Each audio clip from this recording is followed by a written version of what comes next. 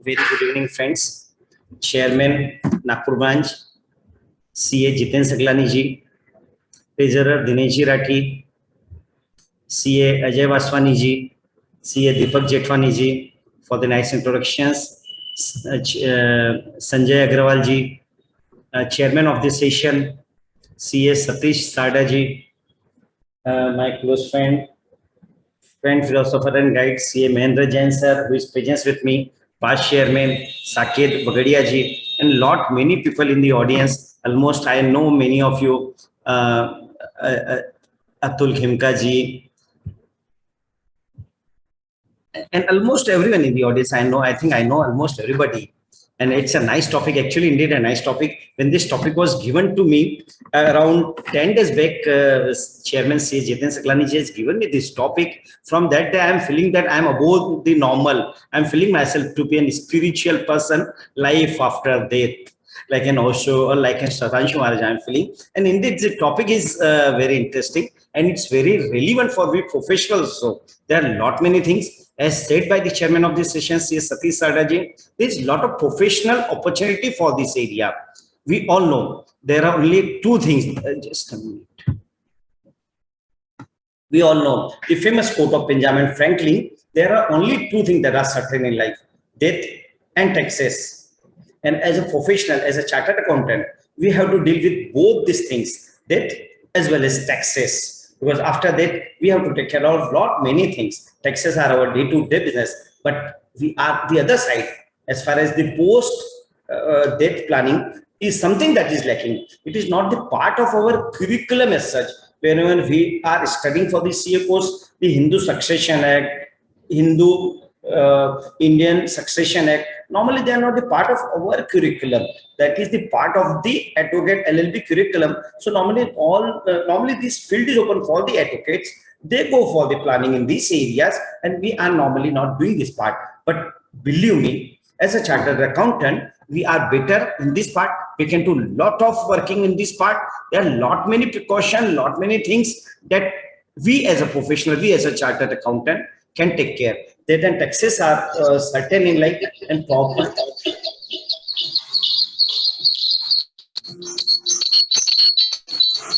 I think someone needs to be muted actually.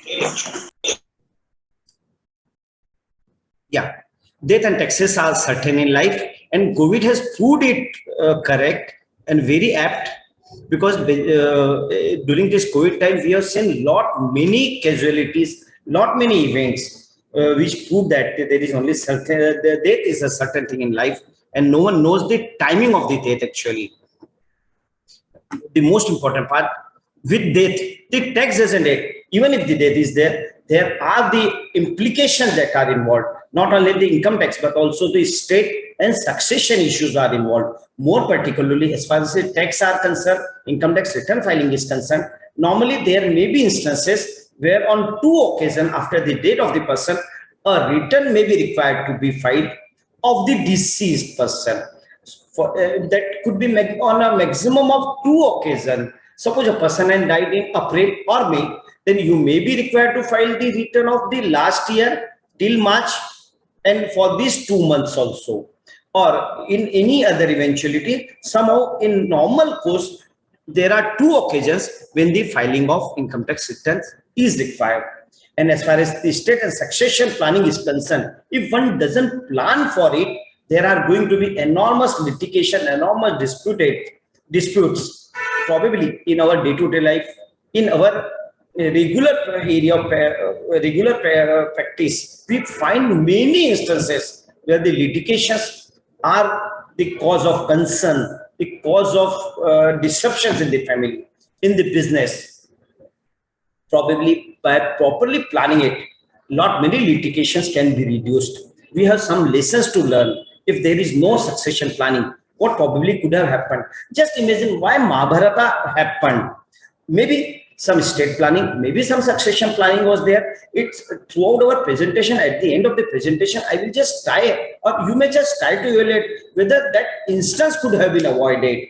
Means probably in this current, we will try to link it with the current situation to see that whether we are moving towards that direction or only towards the litigation only. Can we reduce the litigation by proper success planning, by creating a private trust, by making a proper will, by doing nomination, by doing some gift activities and whatsoever it may be, or some sort of this activity, can we reduce it? We all know about the litigation issue in the Ambani family. The best brain of the countries are there, but still there were issue as far as the succession and estate planning was planning is concerned. Probably we all know that part. The entire country, or rather the PM was involved in this issue, in this settlement issue. The Kokalap and Ambani was involved, and then the issue was resolved.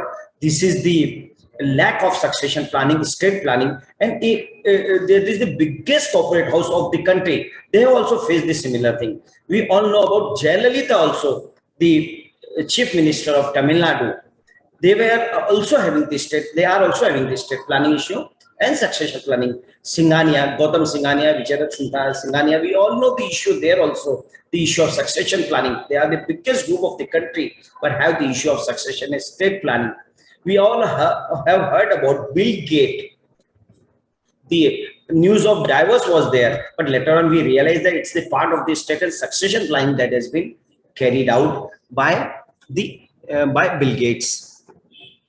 अब क्यों जरूरत पड़ती है, कई instances ऐसे कई बार ख्याल में आते हैं डे टू डे लाइफ में, जहां कम नहीं है, मतलब एक घर है, मैं जानता हूं, जहां दो सगे भाई है, उनकी शादी भी दो सगी बहनों से हुई है, यानी एक ही घर में दो सगे भाई है और दो सगी बहनें हैं, उसके बाद में भी the litigation and disputes are there and it's going on.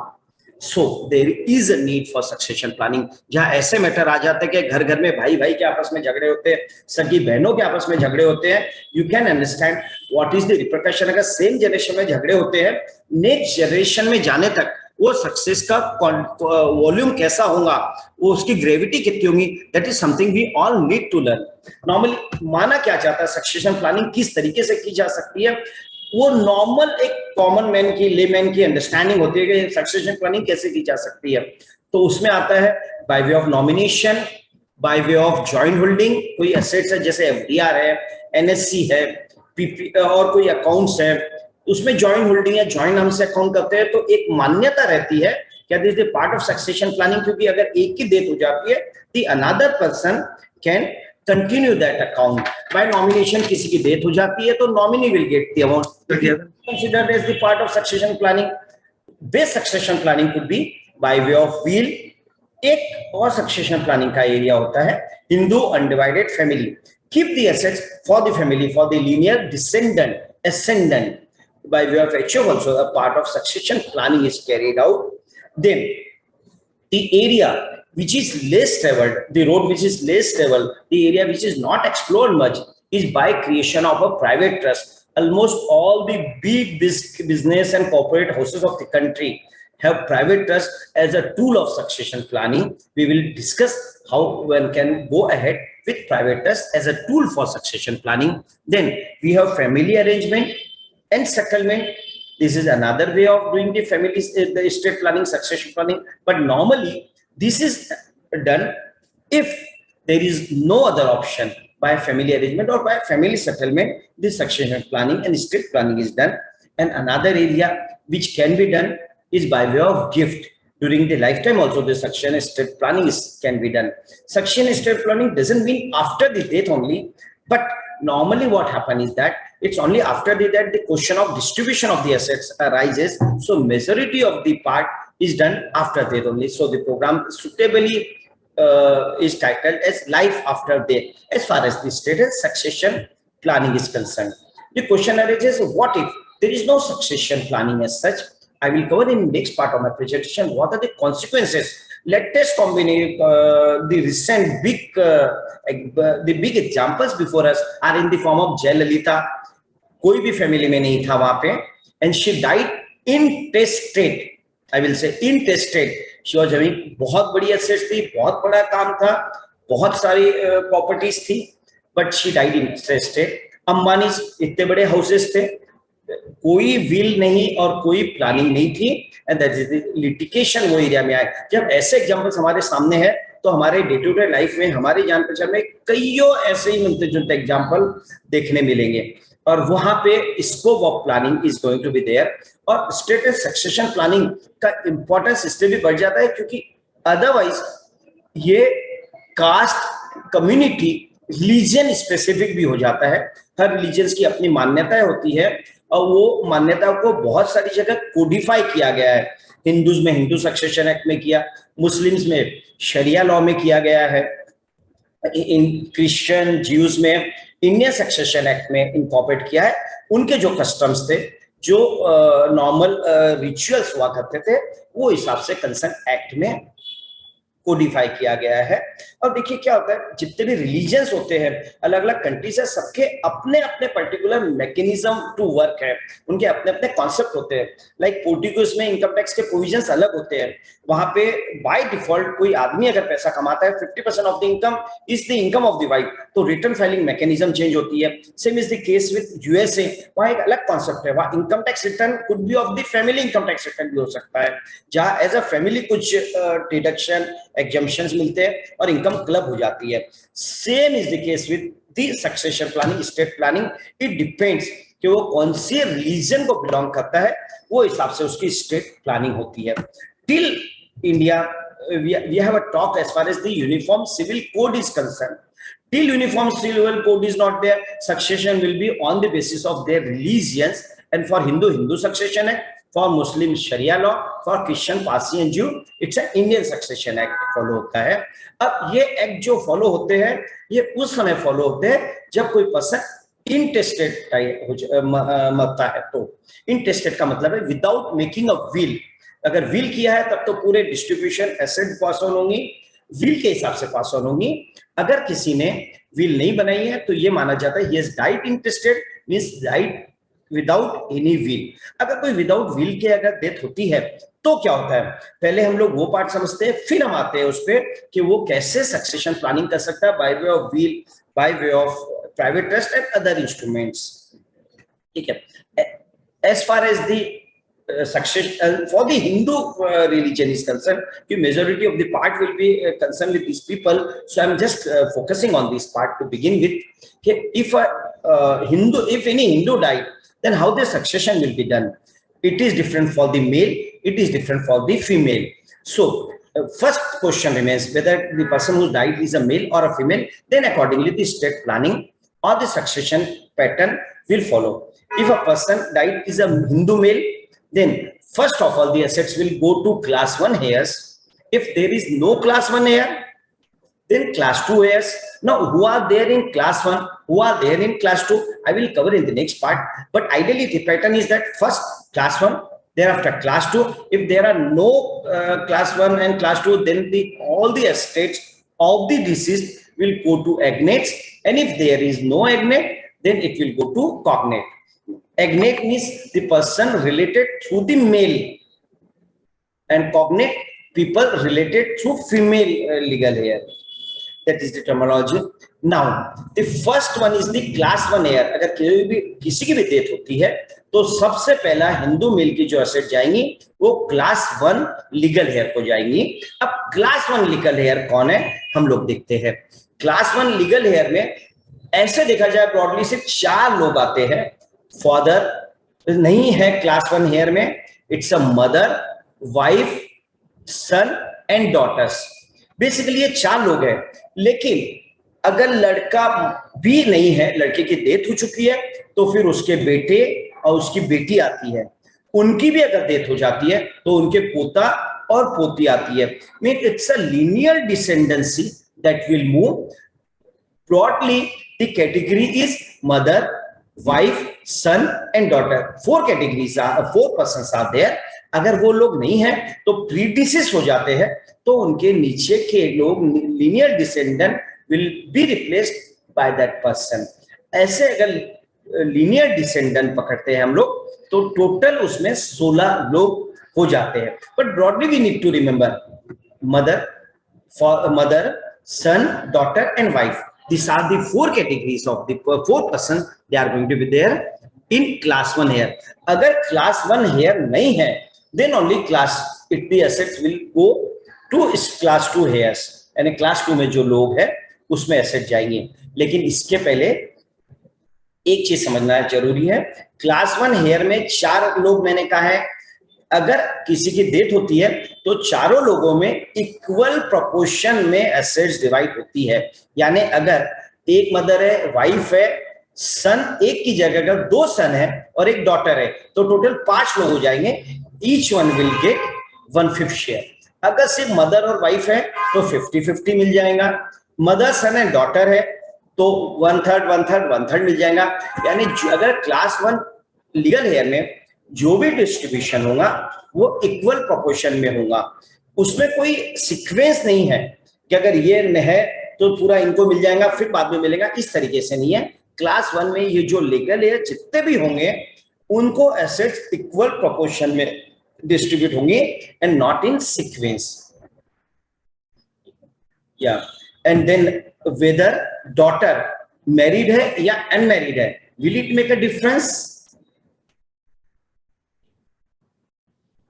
एक हस्बैंड की डेथ होगी, घर में मदर थी, उसकी वाइफ थी, उसका सन है, उसकी बेटी है, बेटी की शादी हो गई और बेटी अपने ससुराल चले गई है, तो वेदर उसका भी इसमें शेयर होगा।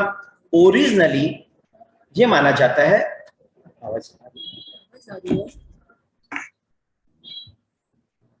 ओरिजिनली माना जाता था बेटी का शादी के बाद में कोई हक नहीं होगा, लेकिन 9 सितंबर 2005 को Hindu succession act was amended and by this amendment daughter whether married और unmarried will be having a share in the assets of the father. यानी even if the daughter is a married daughter, she will be a legal heir, legal class 1 heir in case of on the death of her father.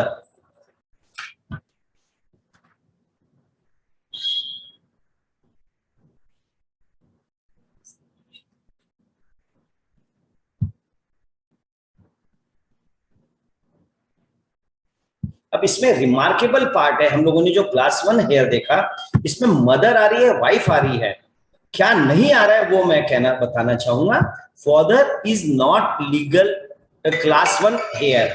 अगर इसका मतलब ये है, अगर एक family में main लड़का हस्बैंड है, उसकी वाइफ है, उसका बेटा है एंड उसके फादर है, अगर लड़के की डेथ हो जाती है, in that case the assets will be distributed amongst wife and son or daughter, but nothing will be distributed or nothing can be given to the father, nothing can be given to the brother, nothing can be given to the sister. चलिए क्या share है? Yes,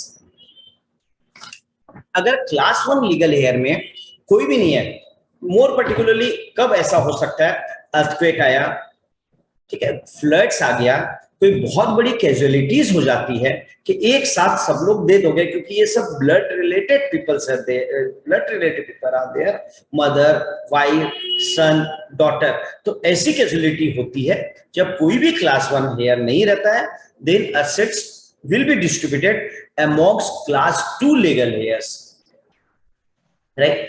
class 1 legal heirs थोड़ा सा part और, class 1 legal heir में कुछ और चीजें कवर करते हैं, whether they are class 1 legal heir और they are not class 1 legal heir. Adopted son, हम लोग कुछ लोग चाहे तो म्यूट अनम्यूट कर सकते हैं, बोल सकते हैं, हम लोग इसको थोड़ा इंटरेक्टिव रखते हैं, we can go on we can discuss this also whenever we need. Probably virtual programs का एक डिसएडवांटेज होता है, we can't have an interaction as such, ठीक है। adopted son has all the rights of son only, so adopted son will be considered as part class 1 legal heir only. Question arises whether stepson can also be part of class 1 legal heir. No, stepson is not in class 1 legal heir, right? तो अगर एक आदमी है, उसकी पहले एक शादी हुई, एक बेटा हुआ, वाइफ एक्सपायर्ड होगी, he remarried with he got remarried, उसकी अलग फैमिली होती है, फॉर उसके सन डॉटर्स होते हैं, तो वेदर स्टेप सन जो पहले वाली बीवी का बेटा था, whether he will get anything, he is not a class 1 legal heir. If the person is dying intestate, then stepson will not be able to get anything as a class 1 legal heir, right? Widow थी, widow ने subsequently marriage कर लिया, whether she will be class 1 legal heir or not. At the time of death, she was the wife of that wife of the deceased at the time of death. So even if she subsequently got remarried, it will not affect her interest in the property. She will be eligible for that. This is what is being held by Supreme Court in one of the judgment.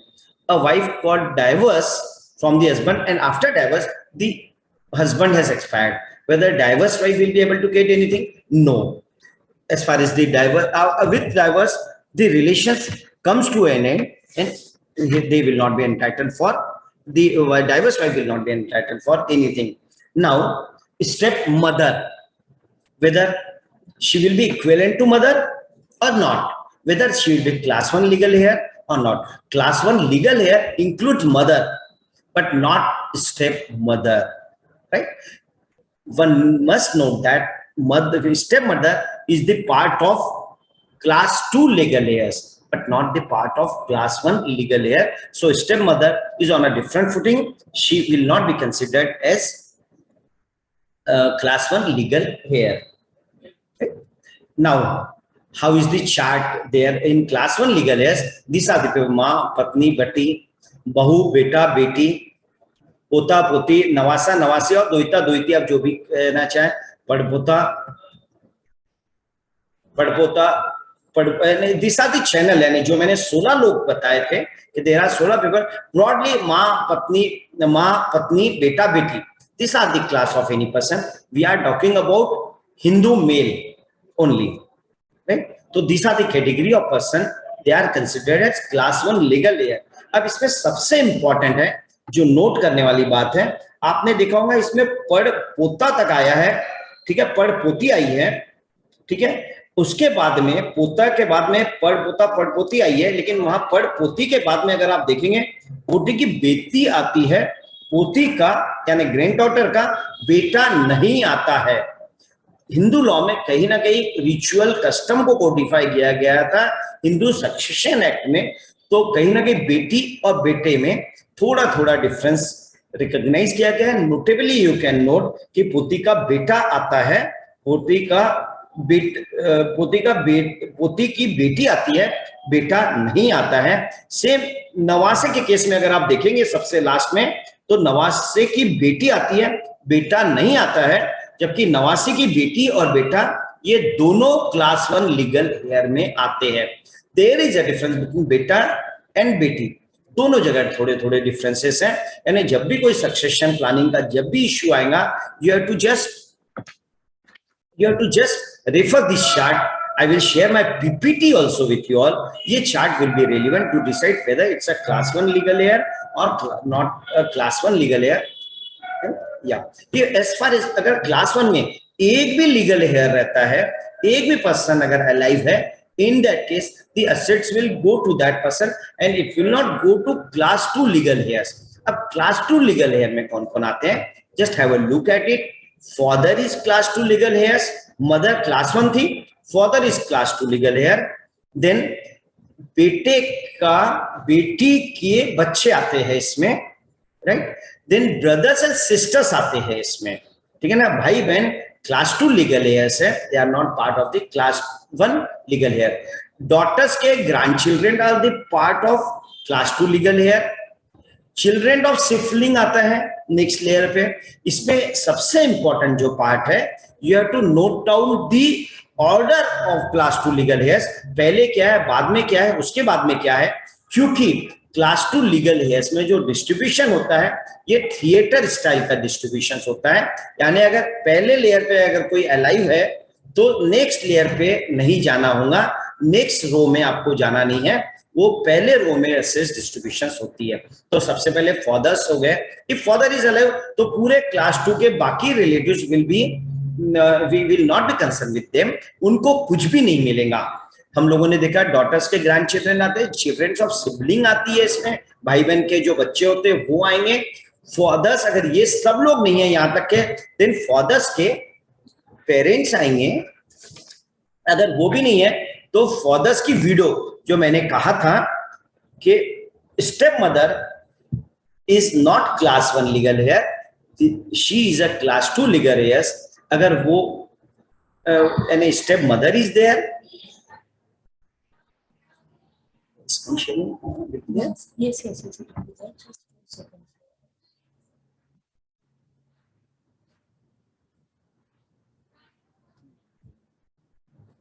so much question. Sir मेरे को नीचे से आपको right दिखाने पड़ेंगे।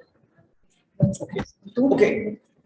We can continue the session आप जब तक जैसे को भी यहाँ step mother is the part of class 2 legal hair and not the part of class 1 legal hair, right? Then fathers के sibling अगर ये कोई भी नहीं है तो fathers के sibling father के भाई बहन आते हैं, अगर वो भी नहीं है तो फिर mother के parents आएंगे, और अगर वो भी नहीं है mother के parents are not alive, in that case mothers की sibling होगी। More particularly, these are the categories of class 2 legal heirs जो हमको most importantly note करना जरूरी है। इसमें equal वाला concept नहीं है। अगर पहले category वाले class 2 legal heirs है तो पूरा asset उसमें जाएगा।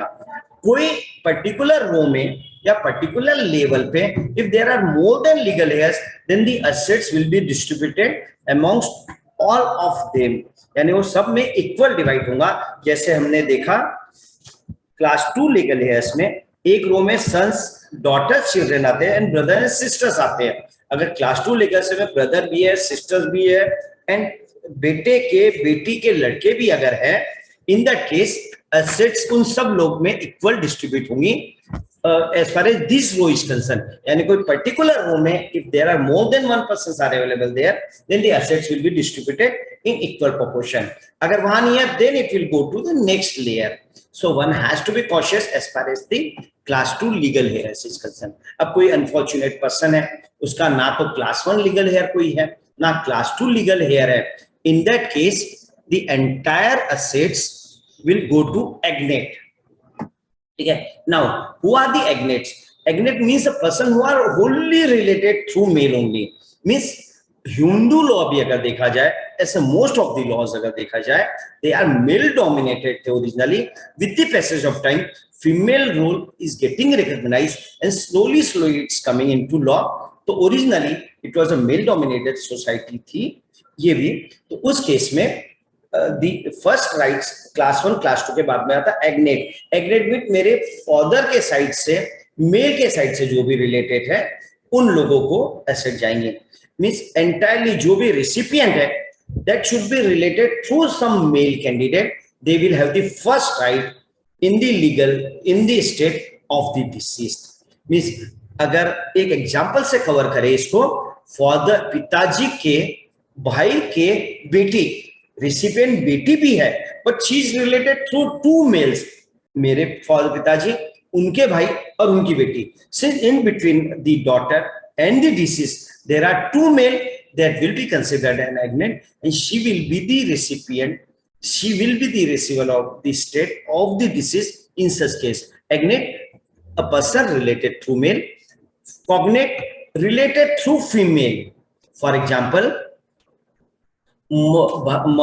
मदर के भाई की बेटी, ठीक है, और फादर की बहन का लड़का is a cognate because that is related through a female candidate and not through male candidate। means I will just cover it again, just a minute yeah। Mother के भाई की बेटी, again it's related through a female candidate, so she will be a cognate and she will be eligible for the asset। बहुत rare cases में cognate and agnate strike होते हैं। Cognate are the last category of legal heirs जो asset distribution में जाती है। Normally class 1, then class 2, then agnate and then cognate. या अगर कोई अनफॉर्चुनेट ऐसा है जिसके ये कोई भी नहीं है या कोई भी लोकेट नहीं हो पाए, इन दैट केस एंटायर जिसका कोई नहीं उसका गवर्नमेंट इंडिया है, पूरी assets will go to government of India. This is what I have discussed about the Hindu male dying intestate। Now the question arises, what if the Hindu female dies Then Hindu female में there is no concept of class 1. जब भी आपको side change करना है तो next बोलिए नीचे से चेंज करना है तो यहाँ से ये स्टॉप इंडेक्स में अच्छा, तो मैं नीचे से स्क्रीन शेयर शुरू करवाती हूँ तो स्क्रीन शेयर वो कर देंगे sure. जब भी नेक्स्ट करना रहेगा तो Yeah. कर दीजिए या कौन नीचे नोट कर रहे हैं? प्रवीण. या नेक्स्ट कर एक बार. हाँ, या ठीक है. As far as the female is concerned, उसको नेक्स्ट ले लेना है जब तक मैं बोलूं ऐसे. या as far as the Hindu female is concerned, there is no concept of class 1, class 2, agnate and cognate. Female के केस में the question arise, the only वो प्रॉपर सिर्फ देखना ये होगा whether it's her absolute property, उसकी खुद की प्रॉपर्टी है, or it's an inherited property from her parents. The distribution of the assets or succession planning will depend on whether it's a absolute property or it's an inherited property. If it's an absolute property, the property will go to first the husband, son and daughter. If Hindu female is dying intestate, then the property will go to husband, son and daughter. If there is no one here, then second right will be there of the legal heirs of the husband. यानी ये माना जाएगा अगर husband की death हो जाती तो assets किसको डिस्ट्रीब्यूट होती थी, वहां पे ये एसेट्स का डिस्ट्रीब्यूशन होगा. ठीक है. If the female is dying intestate, first husband, son and daughter. If they are not there, then the legal heir of the husband. If they are not there, then the heirs of the father will be there. And if they are also not there, then the heirs of the mother will be there. Means if the wife की absolute property है, then this is the distribution pattern of the assets that is going to be there. And the sequence in this order only: first husband, son and daughter, and the assets distribution will be in equal proportion. Yeah, the assets distribution will be there in equal proportion. The assets will be there. If there is no one is there in the first category, then it will be in the second category, which says that heirs of the husband. Whosoever may be the heirs of the husband, that pattern will follow that we have discussed. Class 1, class 2, agnate, cognate, that pattern is going to be there now. If there is no one in the first category, then third and then fourth, otherwise the fifth category will be there. And the sequence has to be followed. In any one particular category, the another pattern will thereafter follow. Now, next, what if the property is an inherited property from her parents? In this case, the property will devolve upon the son and husband. If the son is there, if the kids are there, if the childs are there, then only the assets will be distributed to the child and the husband. If there is no child, in that case, the property will go back to the parents. Means as far as the inherited property is concerned, the distribution in that family will be there only if the child is there. होता क्या था, इसका concept ये था, बहुत दहेज के लिए बहुत सारे कांड हुआ करते थे, मार दिया जाता था. तब से ये पैटर्न बनाया गया, हिंदू सक्सेशन एक्ट में ये अमेंडमेंट आए हैं, ये प्रोविजन इनकॉर्पोरेट किया गया है. If the child is there, then the assets will be distributed in that family. If there is no child, the entire property will revert back to the parents. These are the broader distribution parameters that we have discussed. I will cover it with some examples. Now you can tell me next you can. Now you have to tell me who will be the legal heir in this case. A Hindu male is dying intestate, has died without a will, leaving behind mother, father, wife, son, daughter-in-law, daughter and son-in-law. Now who will be the legal heir in this case? You can just type, or who will not be the legal heir in this case, particular case. Next, here, daughter-in-law is not the part of class 1 legal heir, right?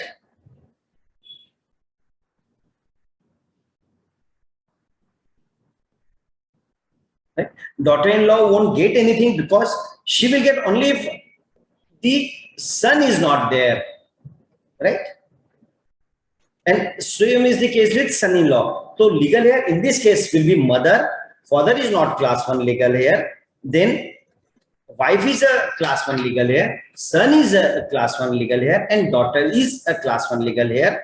Father, daughter-in-law, and son-in-law are not class 1 legal heir. They will not get anything. Father, wife, son, and daughter all will get 1/4 share each. Next.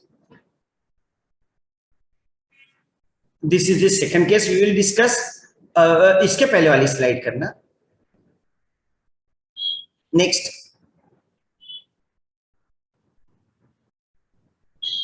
इसके बाद की एक और है, बस आप दो slip कर रहे हैं. इसके पहले बस a Hindu male dies without a will, leaving behind wife, brother, sister, son's widow, and deceased daughter's son. Who will be the legal heir in this case?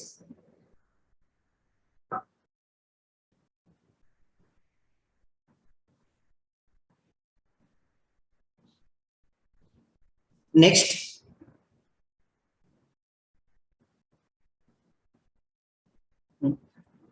Here, brother and sisters are class 2 legal heir, so they will not be class 1 legal heir. They will not get anything. Sons has died. Son's widow will be class 1 legal heir, and predeceased daughter is there, so her son, predeceased daughter's son, will be class 1 legal heir, right? So they all with wife, son's widow, and predeceased daughter's son will get 1/3 share each. Sibling brothers, sisters are class 2 legal heir, and so they will not get anything. Next. A Hindu male dies intestate, leaving behind 4 brothers, 3 sisters, and mother's parent. Who are the legal heir now in this case? There is no class 1 legal heir, but only class 2 legal heirs are there. Father is not there in the class 2 here. So next to father is brothers and sisters. So next, brother and sisters will be class 2 legal heir. They are in the same row. So 4 brothers and 3 sisters, total 7%, all will get 1/7 share. And mother's parent are not the part of this row, so they will not get anything. All the brothers and sisters will get the share in the property. Next. Another example, these are some of the instances I'm just trying to cover, how the distribution patterns follow, that we are just trying to cover. Fourth is, a Hindu male dies intestate, leaving behind son's daughter, son's daughter's daughter. यानी पोती की बेटी है and दोइती का लड़का है. Who will be the legal heir in this particular case?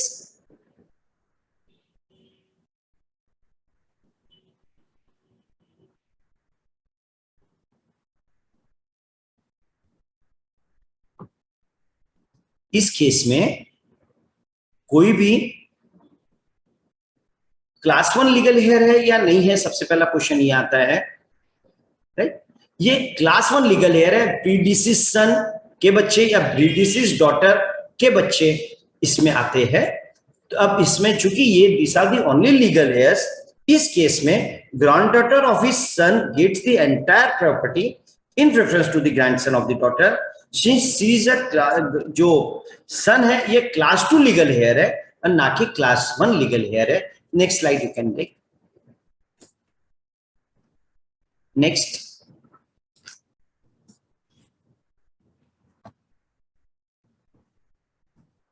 Praveen next slide पे आ सकते हैं. या this is the fifth example will consider. Next slide ले लीजिए. या बस अब हम आते हैं, फीमेल लेडी अगर डाइट होती है तो उस केस में उसकी प्रॉपर्टी, इफ वो अनमैरिड है तो पूरी property, question of husband son and daughter will not arise, the property will go to the parents only. If married lady if she dies, then what could happen? A Hindu female dies intestate and with उनके legal जो लोग थे, husband was there, 2 sons, 1 daughter, and parents were there. How the assets will be distributed? This is the absolute property, and absolute property was there. Okay? And even if it's not an absolute property, if the son and daughter is there, it will not go to the parents. In this particular case, husband, son, and daughter will get the share. Husband plus 2 sons plus 1 daughter means total 4 persons are there. All will get 1/4 share each. Next slide.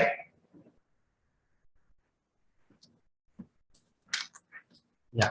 Sixth one is there. A Hindu female was divorced and died intestate. The person behind are ex-husband and parents.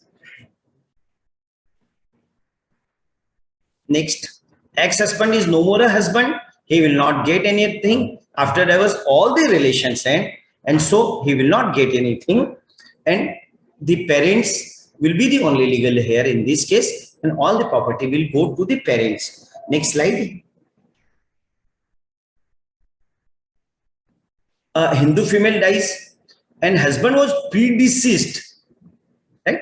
She leaves behind husband, brothers, and husband, sister's son. Who will get what? Or who will be the legal heir in this case? Next slide. Husband, brothers is higher as far as the class 2 legal heir is concerned. It will be presumed that the property will, the first row में कुछ नहीं था, second row में husband's legal heir was involved. Husband legal heir यानी ये माना जाएगा कि husband की property जैसे distribute होती थी, on the same way the property will be distributed. And उस केस में particularly here सिर्फ इतने ही legal heir थे, उसमें husband brother is on a higher level, higher row, so the entire property will devolve on husband brother, and husband's sister's son will not get anything. Next one. Another example, सिर्फ हम लोग थोड़ा सा इसको Hindu succession, a person dying intestate cover करते थे, then we will jump to other mode of successions. A Hindu female, after inheriting bungalow from her father, dies intestate. She leaves behind husband, father's brother, father's sister, and husband's sister. Who will be the legal heir in this case? First of all, not an absolute property, it's an inherited property, and no son is there, no child is there. So property will revert back to the father, and father will it will go back to the father, and the succession pattern of the father will follow. And here the father's brother and sisters will be on the same level, on the same row. The assets will go to father's brothers and sisters. Next slide. Next. Right. So husband and husband's sister will not get anything. It's father's brother and father's sisters. Class 2 legal heir of the father will get the assets. Next, the last example we will cover up. Hindu female. Next slide. Praveen, next slide ले लीजिए ना. Yeah. A Hindu female inherits property from her father-in-law, husband, and parents. She died intestate, leaving behind her son, brother, sister, her father-in-law, nephew, and niece. Now, who will get what? Or who will be the legal heir? I told the property will revert back to the parents only if she don't have a child. If she has a dying child, the property will devolve on the first category of the person, that consists of husband, son, husband and child, daughter, son and daughter, you may say. They will be the legal heir, and the assets will be distributed amongst them. Next. एक पहले इसके. Yeah. So a brother, sisters, and her father-in-law, nephew, niece will not get anything, and the entire property will be distributed amongst the husband and child in this case. Yeah, since she has a son, all property would go in that family only. It will not revert back in this case. Next slide. What if there is if the person don't have any will or other mode of succession, it will be in means she died intestate. In that case, there are the costs and the consequences involved. The deceased, the legal heir will require to get the legal heir certificate, death certificate, letter of administration will be required from the court. It all involve time, cost, energy, and money will be involved. The court normally often insist, if the disputes are there, litigations are there, to issue the public notice in such cases. And so I will cover the queries at the end. All the queries I will cover. So these are the normal. Hereditary is automatic, but succession needs planning. These are the costs and consequences are involved. We have seen what are the consequences. Next slide. The consequences will be there. This is a normal pattern that will be followed. But if this is not the pattern you intend should be followed, you can plan it out by other mode of succession. The first easy mode of succession and the best mode of succession is by making a will. You can include anyone, including this lady, in the will, whosoever you want. Chairman sir Satish bhai ne शुरुआत में ही कहा, where there is a will, there is a relative. Rather, जहां पे भी will है वहां डिसग्रैंटेड relative है, दुखी रिलेटिव्स रहते हैं, और जहां पे भी विल है वहां कहीं ना कहीं कुछ ना कुछ डिस्प्यूट लिटिगेशन भी होते हैं. हर किसी की आशा होती है, उनको ज्यादा चाहिए होता है, तो कहीं ना कहीं डिससेटिस्फैक्शन होता है. डिस्प्यूट्स एंड लिटिगेशंस भी काफी रेगुलरली आते हैं जहां पे भी विल होती है. तो इसलिए बहुत ज्यादा जरूरी है विल को प्रॉपर ड्राफ्टिंग की जाए, प्रॉपर प्लानिंग की जाए. और विल के क्या एडवांटेज है, क्यों विल आदमी ने करनी चाहिए. Some of the examples I will try, some of the reasons I will just try to make it. Next, will का simple concept है, गोविंदा का एक गाना था मेरी मर्जी. Next, प्रवीण next लेना ना slide. गोविंदा का एक गाना था मेरी मर्जी, मैं जो है जो करूं मेरी मर्जी. विल का मतलब यह है कि मेरी मर्जी, जैसा करना है, जैसा आप चाहते हैं उस तरीके से अपनी असेट्स डिस्ट्रीब्यूट कर सकते हैं.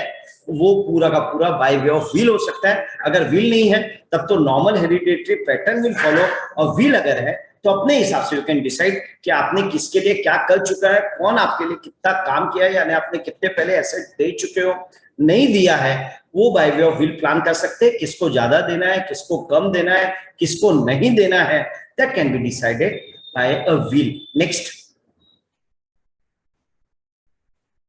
अब क्यों जरूरत है विल, कुछ एग्जांपल्स में कोशिश समझाने की कोशिश करता हूं. Why will is necessary. अगर विल नहीं है तब तो वो नॉर्मल पैटर्न फॉलो होगा, क्लास 1 लीगल है. अब इस केस में होता क्या है, कई बार क्रॉस होल्डिंग हो जाती है. A person is died. Next,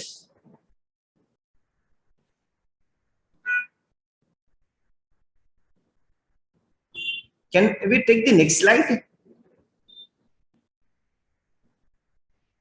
next ये पहले की है. आई थिंक मेरे को लगता है कि we should screen share, we can stop it, we can have a discussion, just 1-to-1 interactions could be. I will just cover without presentation, that will be better actually. I think the screen that is visible to all of you may not be the screen that I am describing. We can just Praveen उसको screen बंद कर दीजिए ना, we can continue without screen, without sharing. या हम लोग ऐसे चलने देते हैं, उसको ज्यादा बेटर होगा, ज्यादा अच्छा रहेगा. अब विल की जरूरत, अगर विल नहीं है तो क्या होता है, सबको अलग क्लास 1 लीगल एयर्स है, सबको इक्वल एसेट डिस्ट्रीब्यूट हो जाती है. अब होता क्या है, उसमें क्रॉस होल्डिंग हो जाती है. पर्सन हैज डाइड, उनकी कोई प्रॉपर्टी है, 4 प्रॉपर्टी थी जो 3 लोगों में डिस्ट्रीब्यूट करनी है या 5 लोगों में डिस्ट्रीब्यूट करनी है. इन दैट केस वो पांचों में, चारों प्रॉपर्टी, 3 प्रॉपर्टी, जितनी भी प्रॉपर्टी वो छोड़ते हैं, सब में सब लीगल हेयर के नाम आएंगे. यानी प्रॉपर्टी 1 है, इसमें भी 5 लोगों के नाम आएंगे. प्रॉपर्टी 2 है, उसमें भी 5 लोगों के नाम आ जाएंगे. प्रॉपर्टी 3 है, उसमें भी 5 लोगों के नाम आ जाएंगे. So for each and every property the cross holding is going to be there in that case. अब तो ये क्रॉस होल्डिंग अगर अवॉइड करना है तो the only option could be let it not go bye way of interested succession. Interested succession में आएंगे तो क्रॉस होल्डिंग होगी. फिर क्या होता है, कोई भी प्रॉपर्टी आज नहीं कल, जैसे अगर एक आदमी जिसकी डेथ हुई है, उसके 3 बेटे हैं, 2 बेटियां हैं, तो पांचों के पांचों प्रॉपर्टी पे नाम आएंगे. बेटर है जो डीसी से अगर वो प्लान कर लेता है कौन सी प्रॉपर्टी किसको देना है, तो एक प्रॉपर्टी एक के नाम से भी ट्रांसफर कर सकते हैं और वो एक दूसरे का जो सेटलमेंट होना है बाद में, या बाद में स्टैम्प ड्यूटी का जो खर्चा इन्वॉल्व होगा, या बाद में जो लिटिगेशन है वो that can be avoided by way of will. They can plan cross holding जो है एक ही प्रॉपर्टी में मल्टीपल लोगों के नाम है, that can be avoided by proper succession planning और बाय वे ऑफ विल। अब हम लोगों ने एक और चीज देखी, father is not class 1 legal hairs. अब क्या होता है, जिसको डिसीज्ड है, जिसकी प्रॉपर्टी है, दे नो के फादर कितने इंपॉर्टेंट है नहीं है, दे नो। सो अगर फादर को कुछ भी देना चाहते हैं तो बेटर है बाय वे ऑफ विल और by way of other instrument वो पहले से प्लान कर ले। In that case only the assets can go to father, otherwise assets father को नहीं जाएंगी। ठीक है। और होता क्या है after succession, it may happens, मेरे पास लाइवली केसेस है, I will just try to cover. जो मैंने कुछ जगह प्लानिंग होती है, कुछ जगह जब इसका एम्फेसाइज किया क्लाइंट में, why should they go for that. एक फैमिली है, लड़के के बाद में उसके वाइफ इज नॉट देयर, उसके 3 बेटे हैं और 3 बेटों का उतना अटैचमेंट दादा से नहीं रहेगा जितना लड़के का रहता है। So for ensuring the safety and planning for his father, he himself has to come out with that, क्योंकि अगर सक्सेशन में वो बेटों के पास में जाता है, they may not have that much attachment with their grandfather as the son has. So by ideally ये by way of planning, succession planning में by way of will कर सकते हैं। Another stepsons का मैंने बताया, stepson is not a class 1 legal heir। अगर stepson है तो ultimately by way of will, if you want to do anything by way of will आप कर सकते हैं। Yeah. Then a question arises for minors के केस में, अगर कोई प्रॉपर्टी माइनर, क्योंकि लीगल हेयर में son and daughter are included, whether minor और major that doesn't make a difference actually, even if it's a minor then also the asset will go to them, and we all know that अगर minor की कोई property बेचनी है then you need the permission from the court। again अगर एक cross holding है, 5 property एक आदमी की, वो 5-6 लोगों में डिस्ट्रीब्यूट हो जाती है, उसमें माइनर्स के भी नाम है, to change the name or to dispose of the property will be a tough task। ideally where will one can plan it out, उसको proper distribution patterns प्लान कर सकते हैं। और क्या होता है विल में प्लानिंग कैसे कर सकते हैं, जब आदमी जिंदा रहता है तो अपने अपने हिसाब से सब लोगों के लिए कुछ ना कुछ काम करता है। कई बार एक लड़के के लिए बहुत काम किया है, दूसरे के लिए कुछ भी नहीं किया हुआ है उसने। तो अब होता क्या है, अगर प्लानिंग विल नहीं है, in that case entire assets will go in equal proportion to all the legal heirs, class 1 legal heirs में जाएगा। अगर उसने ये प्लानिंग करनी है कि मैंने एक लड़के को सफिशिएंट अमाउंट दे चुका है या मैंने मेरी बेटी को सफिशिएंट अमाउंट दे चुका हूं, तो उसको अब देने की जरूरत नहीं है, तो बाय वे ऑफ विल ये प्लानिंग का पार्ट पहले से किया जा सकता है। And then the question also arises, जब भी प्लानिंग का पार्ट आता है, ऑल आर नॉट इक्वल। कोई लड़का बहुत मजबूत है, कोई लड़की बहुत पैसा वाले घर में है, उसके पास बहुत पैसा है, तो शायद उनको जरूरत नहीं है। तो by way of will equal distribution, proper distribution, equity के साथ distribution can be carried out by the person while doing the succession planning। Friends, for succession एक नॉर्मल क्वेश्चन आता है विल के लिए, कोई पर्टिकुलर फॉर्मेट ऑफ विल है क्या, या क्या ऑनलाइन पोर्टल से कर ले क्या हम लोग विल? कोई फॉर्मेट विल का नहीं है, लेकिन ऑनलाइन पोर्टल से भी आप कर सकते हैं विल का फॉर्मेट, या कैसे भी लेके कर सकते हैं। लेकिन एक चीज जो ख्याल रखनी जरूरी है, every will has to be a tailor-made will and specific will है, यानी उसको जनरलाइज नहीं किया जा सकता है। सबकी अपनी रिक्वायरमेंट है, अपनी प्लानिंग है, सो अकॉर्डिंगली वो स्पेसिफिक प्लानिंग करके सोच के समझ के बनाना होगा। फैमिली स्पेसिफिक प्लानिंग हो सकती है, it can not be overall generalise नहीं कर सकते कि सब में इक्वल डिस्ट्रीब्यूशन हो जाए। It can be plan out very well. अब एक और पार्ट जो होता है प्लानिंग में, चेयरमैन सर सतीश आडा जी ने शुरुआत में कहा था कि टैक्स प्लानिंग का सबसे बड़ा स्कोप हो सकता है टैक्स प्लानिंग का बाय मेकिंग, जब विल बनाते हैं उस समय, क्योंकि जो आदमी मरता है उस पर तो कोई क्लबिंग प्रोविजन लागू ही नहीं होता है, तो कोई इनकम उसके हाथ में क्लब नहीं होती है। और we all know that husband और वाइफ अगर दोनों में से किसी एक ने दूसरे को अगर पैसा ट्रांसफर करता है, क्लबिंग प्रोविजन अप्लाई होती है, या एचएफ को कुछ पैसा ट्रांसफर करता है, क्लबिंग प्रोविजन अप्लाई होता है। लेकिन अगर विल से कोई पैसा आता है तो no clubbing provision is there. तो while doing the succession planning, clubbing provision review करके किसकी फाइल में कितनी इनकम की जरूरत है, that can be plan out, and that is the most effective and powerful source of tax planning हो सकती है, वो करना चाहिए। विल में नॉर्मली कुछ मैंने अपने अनुभव इनकॉर्पोरेट किया, कुछ लोगों से जो डिस्कस हुए, लोगों के किस्से देखे थे, कहीं ना कहीं कुछ ना कुछ प्रॉब्लम हुए थे, वो सब देखे थे। वो हिसाब से मैंने कुछ जो precaution while making the will लेनी चाहिए, वो मैंने incorporate करने की कोशिश की है। You can say जैसे एक एडवर्टीजमेंट हम लोगों ने देखा था, एमसिल की एडवर्टीजमेंट थी, एक आदमी ने अपनी will बनाई थी, will में उसमें था कि उसने अपने 110 करोड़ की कैश अपने बेटे के लिए दिया और वो ऊपर से पानी टपक गया और वो एक जीरो बन गया, एक वो इंक से वो हट गई, वो फिगर ही हट गई, एक अल्टीमेटली जीरो हो गया, यानी उसको जो मिलने वाला था वो नहीं मिला। तो उसकी एडवर्टीजमेंट में था एमसिल यूज करिए।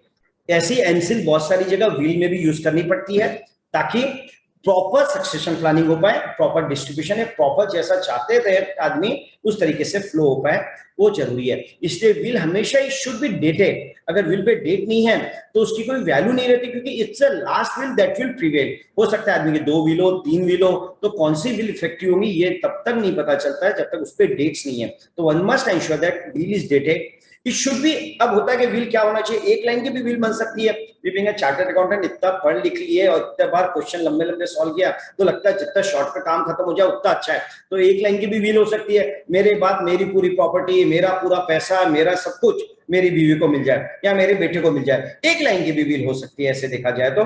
बट एमसिल क्या है इस चीज में? एमसिल ये हो सकता है विल जितनी हो जाए उसको जितनी डिटेल, जितनी एलेबोरेटेड बनाएंगे उतनी बेटर होता है। जितना आप उसको एक्सप्लेनेटरी बना पाते हो, जितनी स्पीकिंग विल बना सकते हो उतनी ज्यादा बेटर होता है। रीजन बिंग कि लिटिगेशन डिस्प्यूट के चांसेस कम हो जाते हैं। जैसे मैंने जो विल बनाई थी एक, उसमें मैंने इतनी डिटेल प्रॉपर्टी की कि जगह लिटिगेशन एंड डिस्प्यूट्स की जगह भी नहीं छूटी। ये लिखा कि मैंने मेरे जिंदगी में मेरे ये बेटे को बहुत कुछ दिया था, मैंने ये किया था, उसका धंधा ये सेटअप कराया था, उसमें भी मैंने पैसे लगा दिए, ये किया था, लेकिन मैंने छोटे बेटे के लिए नहीं कर पाया, तो ये प्रॉपर्टी मैं छोटे बेटे को ज्यादा देना चाहता हूँ।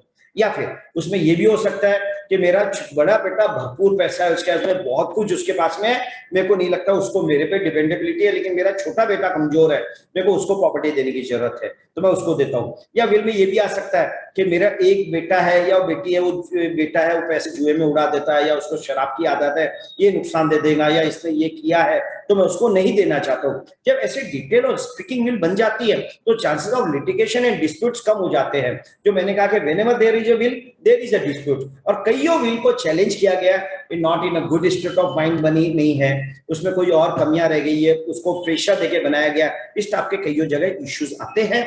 तो वो अवॉइड करने के लिए बेटर रहता है कि उसको जितनी आप वोकल बना सकते हो, एक्सप्लेनेटिव बना सकते हो, उसको जस्टिफिकेशन देके बनाते हो, उतनी वो विल ज्यादा बेटर होती है। और उसका एक और एडवांटेज होता है, जिसको कुछ नहीं मिल रहा है उसके जस्टिफिकेशन भी उसको मिल जाते हैं कि कम से कम ये लगता है कि बेटे को कि उस पर बहुत भरोसा था, उस पर बहुत कॉन्फिडेंस था, इसलिए उसको कुछ नहीं दिया क्योंकि दूसरे बेटे को ज्यादा जरूरत थी। उसके जस्टिफिकेशन फैमिली को ज्यादा बेटर करते हैं। नहीं तो उसके बाद में हमेशा हम लोगों ने देखा है कि मेरे को तो कुछ दिया ही नहीं, उसको दे दिया पूरा का पूरा, देयर इज अ रीजन, और फिर वो आपस में डिस्प्यूट एंड लिटिगेशन होते हैं दोनों के बाद में after the disease. This can be avoided if the will is speaking elaborated होती है। will can be changed any number of times, rather her will को कुछ समय के बाद में तो आदमी ने रिव्यू कर लेना चाहिए। क्योंकि क्या होता है, प्रॉपर्टी या नई प्रॉपर्टी आती है, पुरानी प्रॉपर्टी चली जाती है, कुछ नए प्लस होते हैं, कुछ नए मेंबर्स में माइनस होते हैं, सिचुएशन चेंज होती है। Will can be change any number of times, will can be change, और ज्यादा बेटर है कि आप उसको जितने बार चेंज करना चाहे उतने बार चेंज कर सकते हैं। विल को डेट कर दे ताकि वो लास्ट विल है जो प्रिवेल करेंगे। विल में आपने स्विस बैंक अकाउंट का, किसी का अकाउंट हो वो भी लिख सकते हैं उसमें। आजकल नया ट्रेंड और है, क्रिप्टो करेंसी वाले भी आ गए, जो बहुत सारी डिजिटल एसेट हो गई, वहां पे पासवर्ड के भी बहुत बड़े रोल आने लग गए हैं। अब उसको कैसे देना है या कैसे पास ऑन हो, वो भी एक प्लानिंग का पार्ट होता है। डिजिटल एसेट कैसे पास ऑन हो, कि बहुत सारी जगह जो बिना पासवर्ड के ओपन अप नहीं हो सकती है। इन टाइम्स टू कम बहुत सारी चीजें पासवर्ड बेस्ड रहेंगी, तो वो बच्चों को या लीगल एयर को कैसे मिले वो पासवर्ड, वो वर्कआउट करना पड़ेगा। We all may be knowing, actually newspaper और सब जगह हम लोगों ने पढ़ा भी है वो, कि एक किस्सा था कि क्रिप्टो करेंसी में एक आदमी ने 10-20 करोड़ रुपए ये लॉस, क्योंकि वो पासवर्ड भूल गया था वो क्रिप्टो करेंसी को एक्सेस करने के लिए। सो password is very important, that can B part of that. Video will, क्या वीडियो विल भी हो सकती है? इंडिया में रिकॉग्नाइज नहीं है, लेकिन फॉरेन, स्कॉटलैंड, काफी जगह that will has been recognise, तो वीडियो विल का भी कॉन्सेप्ट आ रहा है। Now can be done is that, क्या आप उसको अपनी ये नॉर्मल विल के साथ में वीडियो विल को भी बैक कर सकते हैं और साथ में वीडियो विल को भी रिकॉर्ड करके रख सकते हैं for justification purpose. As far as the legal validity is concern, it's a normal will that will prevail and not the video will. Precaution एनसिल क्या थे विल में। और विटनेस हमेशा वो आदमी को विटनेस बनाए जो आधी रात को भी खड़े रहे, जिसपे आपके डिसीज के या आदमी के ऑब्लिगेशन है, जो वो ऑब्लिगेशन कैरी करेगा, जो मतलब कभी भी, क्योंकि विटनेस को तो कुछ पैसा मिलना नहीं है, कुछ चीजें कई बार मिलती कुछ भी नहीं है, तो वो कोर्ट में जाने की नौबत आती है विटनेस को। एग्जीक्यूटर को भी कोर्ट में जाने की नौबत आती है। तो विटनेस और एग्जीक्यूटर ऐसे आदमी को बनाए जिसपे फैमिली के ऑब्लिगेशंस हो या जिसपे फैमिली की बात मानते हो, उस आदमी को कभी भी विटनेस बनाना चाहिए, उसी आदमी को एग्जीक्यूटर बनाए।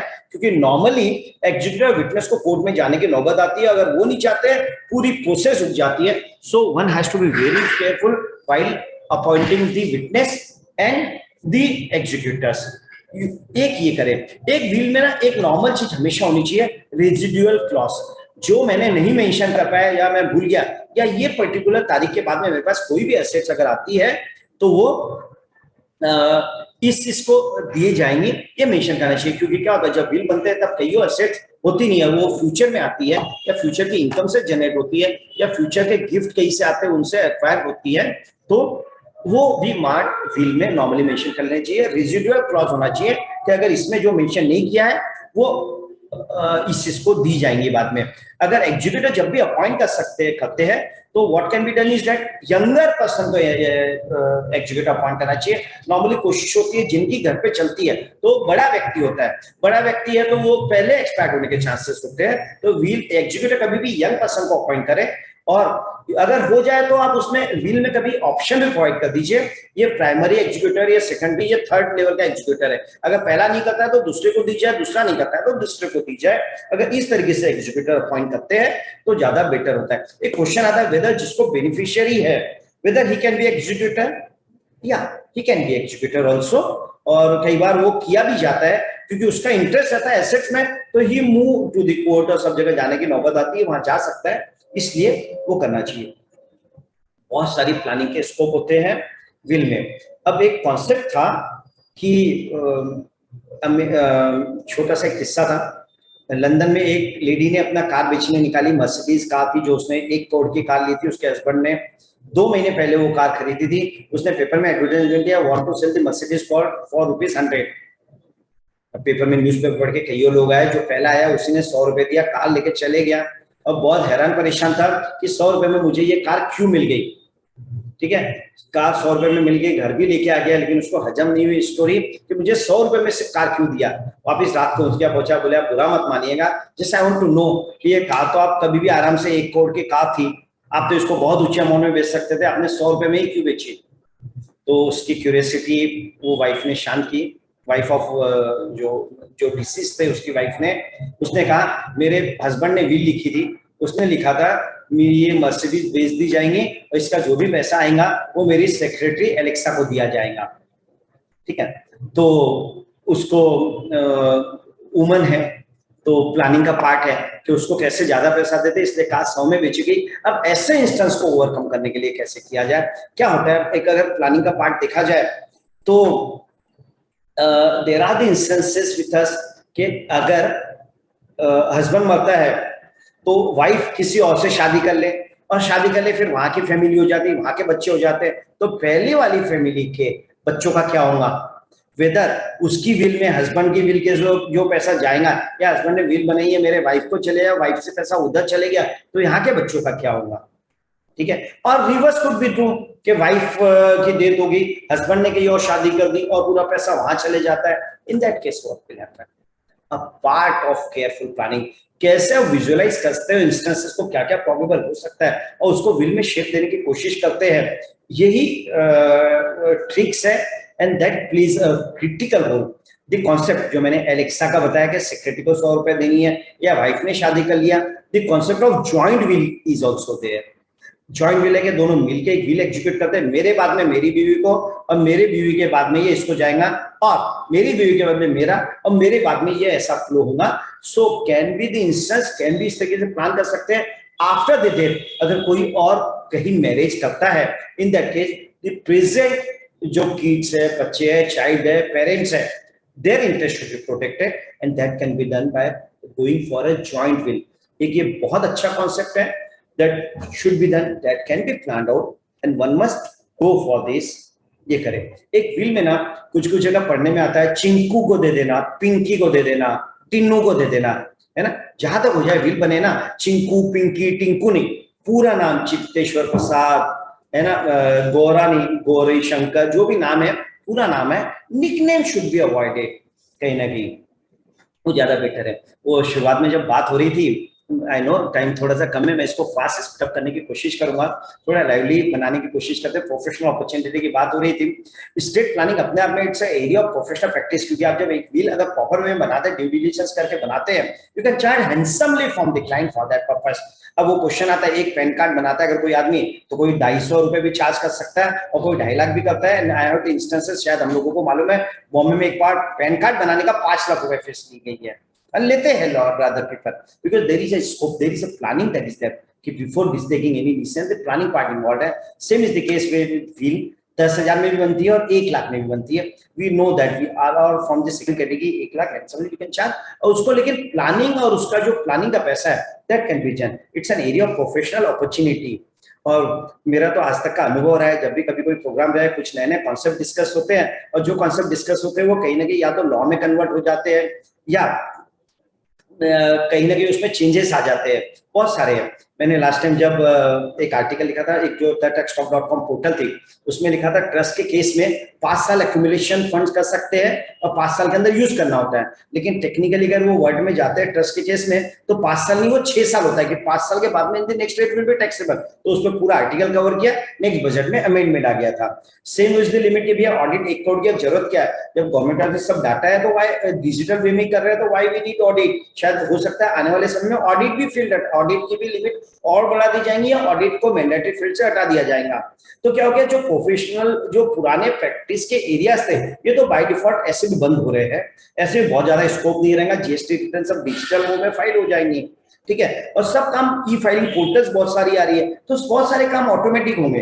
तो एक्चुअली जो अटैच फंक्शन था, इसका तो एरिया कम होगा, इंपॉर्टेंस कम हो जाएगा। तो एरिया जो है वो जहां वैल्यू एडेड है, अटैच फंक्शन के अलावा जहां वैल्यू एडेड है, वहां enough opportunities are there and the opportunity must be used by we all. तो वो एरिया है state and succession planning. The opportunities for the members also handsomely आप चार्ज कर सकते हैं, प्लानिंग कर सकते हैं। क्लाइंट्स होता है, we are the part of the family of the clients only, उनके पूरे फैमिली के हिस्से, वी नो देम बेटर, तो we can plan it out, we can charge handsomely, we can plan it out. और एक बड़ा एरिया ऑफ अपॉर्चुनिटी है। और ना ही सिर्फ मैं तो बताता हूँ, जैसे आज डिस्कशन कर रहा हूँ, and I can bet on it कि आने वाले समय में ऐसा भी होगा, ये जो आज हम सेशन ले रहे हैं ना स्टेट प्लानिंग का, ये सिर्फ मेंबर्स के लिए बेनिफिट है। हो सकता है आईसीआई के लिए भी एक एरिया ऑफ अपॉर्चुनिटी रहेगा। शायद हो सकता है नेक्स्ट टाइम जब कभी हम ये प्रोग्राम लेंगे, तो we will have certificate course on state planning, तो ये भी एक लॉन्च हो जाए बाय दैट टाइम, क्योंकि it's an enough opportunity and scope is there, that is the area of opportunity, we can go for that. या will can be revise any number of times, जो मैंने कहा। Weather अब question आता है क्या deaf है, डंप है, ब्लाइंड है, क्या वो व्हील बना सकते हैं? या if they can, they know the contents of the wheel, they can also prepare the wheel. क्या व्हील फीमेल भी अपनी व्हील बना सकती है? इंडिपेंडेंस के पहले उनकी एब्सोल्यूट प्रॉपर्टी नहीं मानी जाती थी। They were not, the ladies were not having the power to make the will. Female were not having the power to make the will. With Hindu Succession Act, now they can also make the will. वो भी अपने बना सकते हैं। क्या will में lunatic person, पागल या माइनर को भी प्रॉपर्टी दी जा सकती है? या कॉम्पिटेंट टू कॉन्ट्रैक्ट का उसमें रूल नहीं आता है, उनको भी प्रॉपर्टी दी जा सकती है। एक क्वेश्चन आता है, एक बहुत बड़ी कॉस्ट हो जाती है, कई बार टेनेंसी की भी आती है। मेरे पास प्रॉपर्टी किराए पे मैं रहता हूँ, लेकिन वो प्रॉपर्टी की एक प्रीमियम है उसके, अगर मैं खाली करता हूँ तो एक पगड़ी मिलती है, कुछ अमाउंट मिलता है, वैकेंसी का कुछ राइट्स अमाउंट मिल सकता है। विद टेनेंसी राइट्स को भी क्या मैं विल में दे सकता हूँ? This is one of the question that is often asked. It is govern by the state tenancy act, यानी महाराष्ट्र रेंट कंट्रोल एक्ट है। ऐसे हर स्टेट के अपने रेंट कंट्रोल एक्ट है, उसमें प्रोविजन क्या है उस पर डिपेंड करता है। महाराष्ट्र में tenancy rights can not be given by way of will. अब इसके लिए अपने आप वो प्रोविजन गवर्न करता है। जैसे उसमें यह है कि अगर दुकान है, तो जो दुकान देखता है, जो मेंबर साथ में, उसको वो राइट्स मिलेगा, और घर में जहाँ रहते हैं उनको फिर रेजिडेंस का राइट्स आता है। So tenancy right by way of will, it can not be passed on. अब एक क्वेश्चन आता है, मैं एक फर्म में पार्टनर हूँ, तो इज इट पॉसिबल कि मैं मेरे विल में मेंशन कर दूं कि मेरे बाद में ये पार्टनर, मेरी ये फर्म में ये पार्टनर बन जाएगा, ABC पार्टनर बन सकता है? नो, पार्टनरशिप तो एक agreement between the two persons है। बाय वे ऑफ विल एक पर्सन दूसरे को वो राइट्स ट्रांसफर नहीं कर सकता है। अगर वैसा कुछ प्रोवाइड करना है तो पार्टनरशिप फॉर्म में आपको पहले से प्लानिंग करनी पड़ेगी, अमेंड करना पड़ेगा डीड में कि ये मैं मेरे विल में लिख सकता हूँ या मैं इसको राइट दे सकता हूँ। अगर वो नहीं है तो by way of will the form में पार्टनर कौन बनेगा, that can not be decided by way of will. ये एक चीज ख्याल में रखना जरूरी है।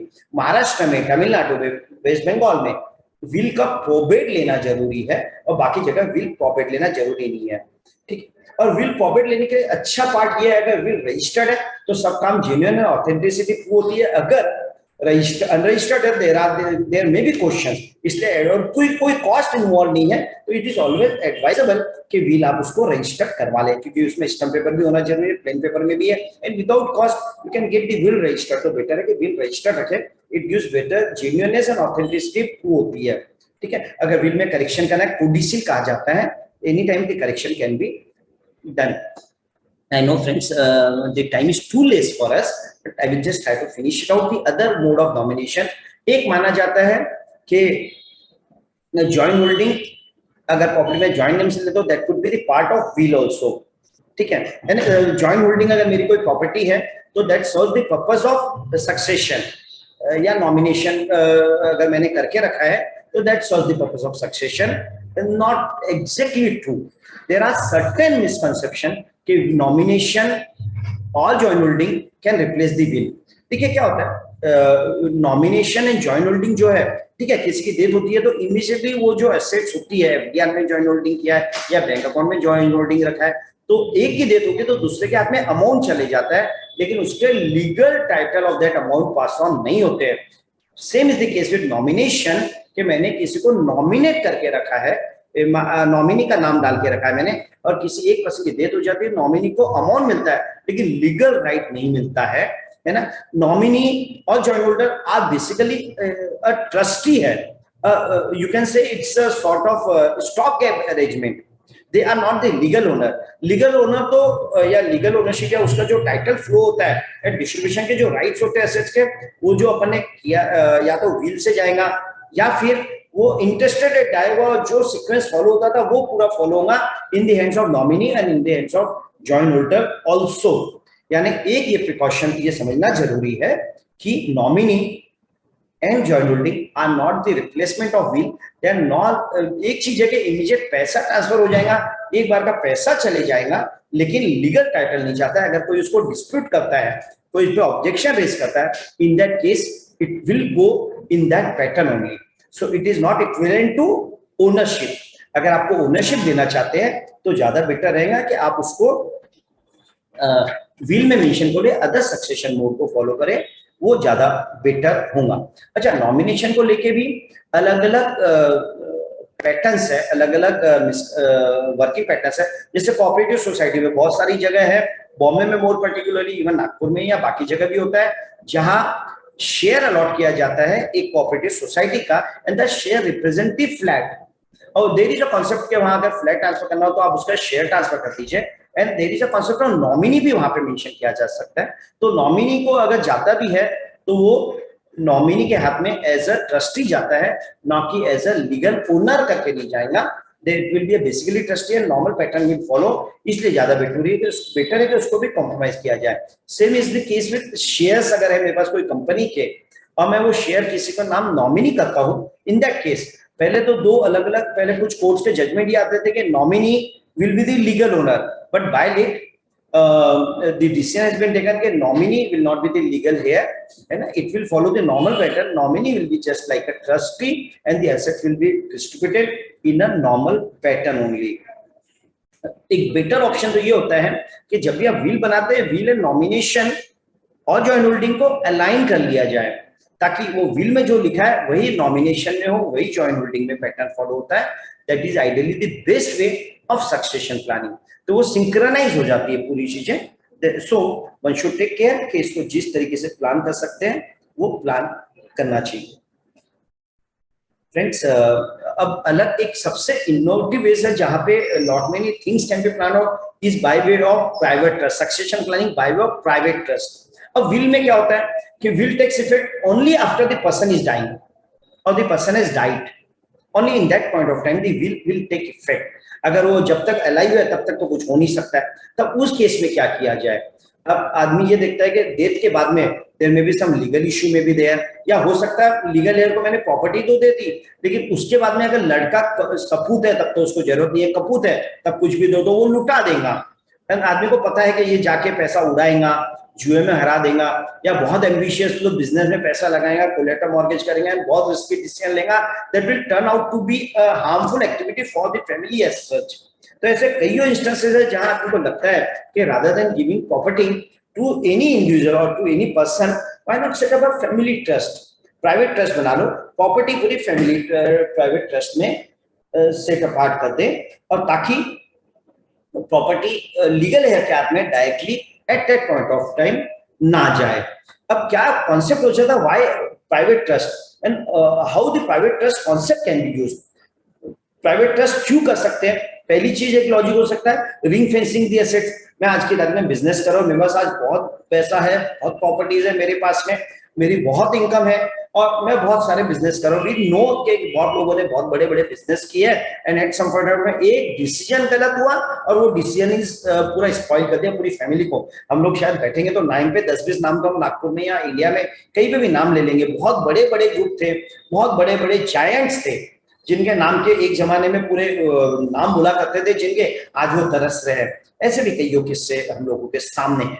तो एक कॉन्सेप्ट है, जब आपका समय अच्छा है उस समय प्लानिंग कर लो, फ्यूचर की प्लानिंग कर लो, कुछ एसेट्स कुछ प्रॉपर्टी को आप ईयरमार्क कर लीजिए, अलग जगह लोकेट कर दीजिए, इन द प्राइवेट ट्रस्ट आप उसको लोकेट कर लीजिए, प्राइवेट ट्रस्ट में रिंग फेंसिंग कर लीजिए ताकि वो प्रॉपर्टी को कोई हाथ ना लगाए, ना इनकम टैक्स वाला हाथ लगाएगा, ना जीएसटी वाला हाथ लगाएगा, ना फैमिली का कोई हाथ लगाए। Ring fencing can be done by way of private trust and I will tell you friends कि जितने prominent बड़े ग्रुप्स है जहां बहुत बड़ी प्लानिंग होती है वहां प्राइवेट ट्रस्ट होता है। Not necessarily taxation point of view नहीं, but family point of view private trust can play a very crucial role.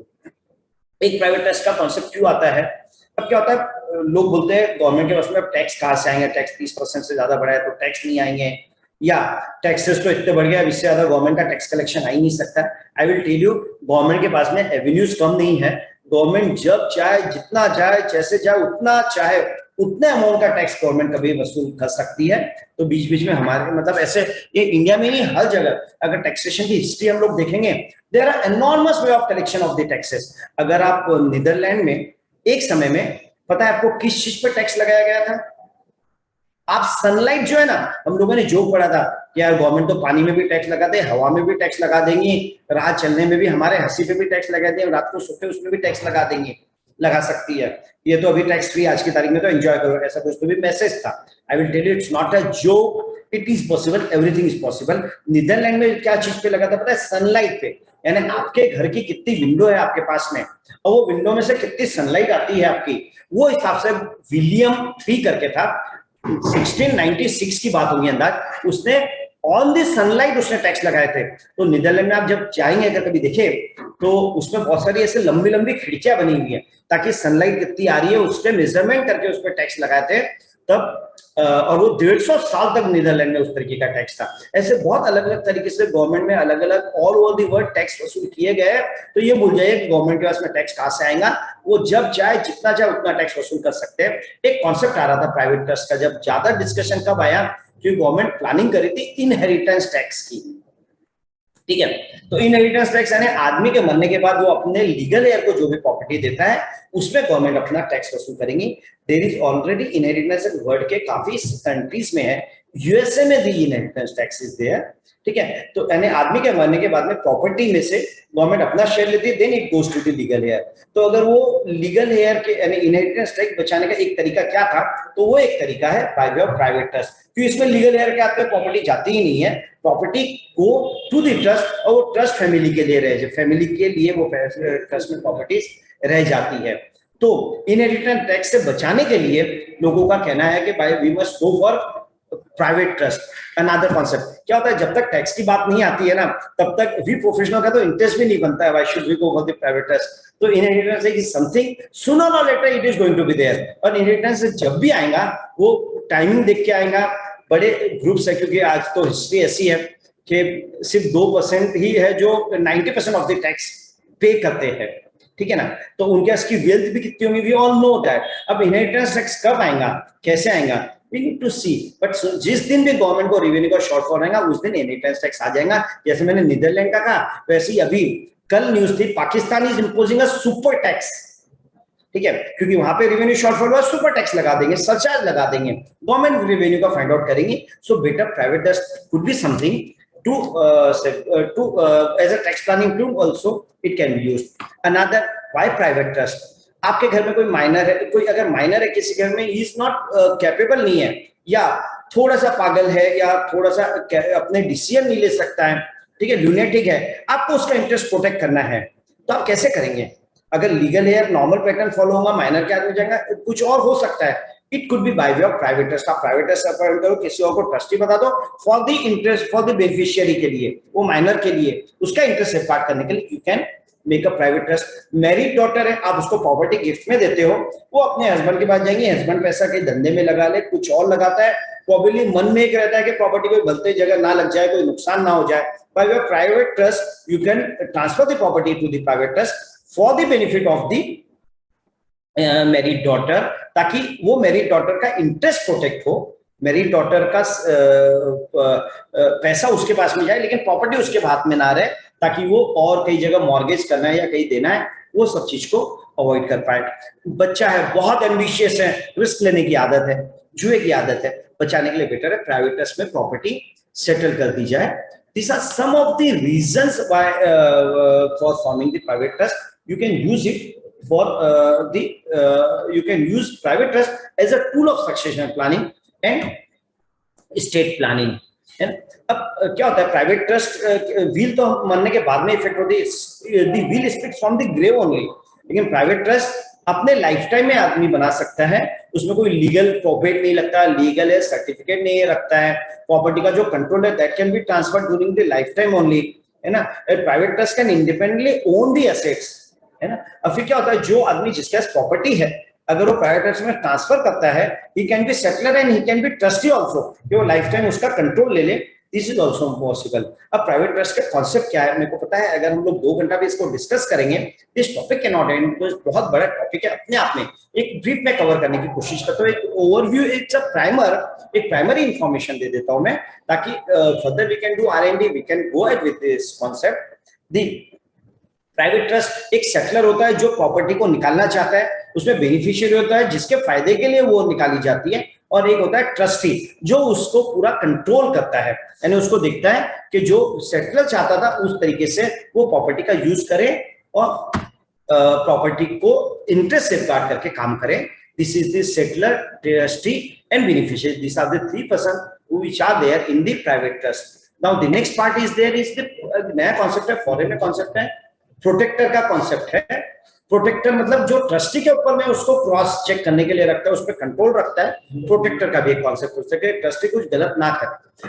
Private trust में बहुत इंपॉर्टेंट रोल है, वो रोल आता है ड्राफ्टिंग का रोल आता है, कि उसको प्रॉपर ड्राफ्ट करना बहुत जरूरी है। जो चाहते हैं वो चीज को इफेक्ट देने के लिए, जो सेटलर जाता है वो चीज को इफेक्ट देने के लिए ड्राफ्टिंग इज वेरी इंपॉर्टेंट, और उसमें एक रेजिडुअल क्लॉज होना चाहिए। अगर कोई कारण से ट्रस्ट फेल होती है या वो कंटिन्यू नहीं कर पाते, तो प्रॉपर्टी कैसे, कहा, किसके पास जाना चाहिए, यानी अभिमन्यु वाला जो है, आपको अंदर जाना भी, यानी वो पूरे युद्ध में अंदर जाना भी है और उससे बाहर भी निकलना है, तो बाहर के निकलने का रास्ता मालूम होना चाहिए जब आप प्राइवेट ट्रस्ट बनाते हैं। अब private trust could be discretionary और कुड बी स्पेसिफिक, यानी आप ट्रस्टी के हाथ में दे सकते हैं, मैंने 4 प्रॉपर्टी दी है, इसकी जो रेंटल इनकम आएंगी आप ये इस बेनिफिशियरी को इतनी देंगे, इस बेनिफिशियरी को इतनी देंगे, इस बेनिफिशियरी को इतनी देंगे। ये स्पेसिफिक भी कर सकते हैं या डिस्क्रिशन पे भी लेफ्ट कर सकते हैं। ये जो रेट आएंगे यू डिसाइड किसको कितना देना है, किसकी क्या पोजीशन है, आप देख के डिसाइड कर सकते हो। It could B discretionary, it could be specific also, it could B cocktail of both also, कि आप ये प्रॉपर्टी की इनकम स्पेसिफिक इसको देंगे, ये प्रॉपर्टी की इनकम स्पेसिफिक इसको देंगे, और बाकी प्रॉपर्टी की जो इनकम है अपने पास रखेंगे। ये इंटरेस्ट हो सकता है, रेंट हो सकता है, या कोई भी चीज हो सकती है। इस तरीके से वन कैन प्लान आउट, एक ये पार्ट किया जा सकता है बाय वे ऑफ स्पेसिफिक और स्पेसिफिक और discretionary. Then it could be revocable, it could be irrevocable. And trust ये समय के बाद में रिवॉक हो जाएगा, वापस प्रॉपर्टी आ जाएगी, और इट को भी इरिवोकेबल, या ट्रस्ट को जो प्रॉपर्टी है वो ट्रस्ट की रहेंगी, वो वापस सेटलर के पास नहीं आएंगी, it will go to some other person that can also be provided in the trust. ठीक है, इट कुड बी टेस्टामेंट्री और it could be by choice, यानी हम लोग तो नॉर्मली बनाते हैं, और एक टेस्टामेंट्री ट्रस्ट भी हो सकती है कि आदमी अपने विल में ही लिखते हैं या मेरे बाद ये प्रॉपर्टी है कि प्राइवेट ट्रस्ट को चली जाएगी, उसका जो पैसा आएगा वो इसको डिस्ट्रीब्यूट किया जाए, या ये ट्रस्टी है वो उसको कैरी आउट करेंगे activity and they can plan it out, यानी by testament, by will also the private trust can be form. Private trust by way of will formation में थोड़ा सा टैक्स प्लानिंग का scope is also there, but that will require a lot of discussion, lot of time. Then अब tax angle आते हैं हम लोग, tax as far as the will is concern, will में कोई भी प्रॉपर्टी किसी को भी पास ऑन होती है, कोई टैक्स नहीं होता है। नॉमिनेशन में देयर इज, अगर नॉमिनेशन इफेक्ट कब लेगा, आदमी के डेथ के बाद में, तो जिस नॉमिनी के हाथ में पैसा जाता है उसको कोई टैक्स नहीं लगता है। जॉइंट होल्डर में the same thing is there, joint holder एक के बाद में दूसरे के हाथ में जो भी प्रॉपर्टी जाती है, जो भी एसेट पास ऑन होती है, उनको कोई टैक्स नहीं लगना है। Family arrangement and family settlement, Ambani में जो हुआ था, मुकेश अंबानी अनिल अंबानी में, it was basically family arrangement and family settlement था। ऐसे देखा जाए तो वो रिलेटिव्स भी थे आपस में, but it could happen that कि वो नॉन रिलेटिव में भी फैमिली अरेंजमेंट फैमिली सेटलमेंट हो जाए। इन दैट केस कहा यह जाता है, if it's a genuine family arrangement, it's a genuine settlement, no tax implication is going to be there. As far as private trust is concerned, what could be the tax implication? I will just cover little in detail. एक हमारे पास 15 minute का around समय है मेरे पे, है ना, तो 15 मिनट में हम लोग इसको कवर करने की कोशिश करते हैं। अब प्राइवेट ट्रस्ट को समझने के लिए पहले जरूरी है कि हमको रिलेटिव की डेफिनेशन को समझा जाए। रिलेटिव अंडर सेक्शन 56 कौन होते हैं? अंडर सेक्शन 56 रिलेटिव होते हैं spouse, brother sisters, brother sister of the spouse, ठीक है, linear ascendant descendant of the individual और the linear ascendant descendant of the spouse of the individual, they are the relatives. तो अब ये angle से अगर रिलेटिव की डेफिनेशन ये देखते हैं, उसके बाद में आते हैं कि प्राइवेट ट्रस्ट में इन्वॉल्व कौन है। सबसे पहला इन्वॉल्व होता है सेटलर, जो अपनी प्रॉपर्टी प्राइवेट ट्रस्ट में दे रहा है। अंडर सेक्शन 47 क्लॉज 3, अगर कोई भी पर्सन अपनी प्रॉपर्टी प्राइवेट ट्रस्ट को देता है by way of irrevocable transfer, irrevocable है अगर वो, तो in that case it will not be considered as transfer. In that case no tax implication will be there in the hands of the settler.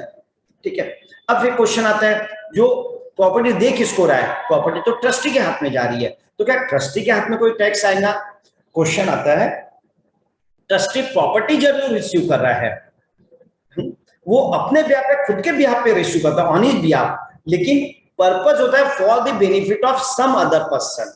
In that case चूंकि property मैं receive कर रहा हूं on my behalf but for the benefit of someone else, in that case section 5 जो scope of total income decide करता है, that will be involve. उस case में दिस अमाउंट, जो उसको अमाउंट आ रहा है as a trustee for the benefit of some other person, it is not taxable in the hands of the trustee.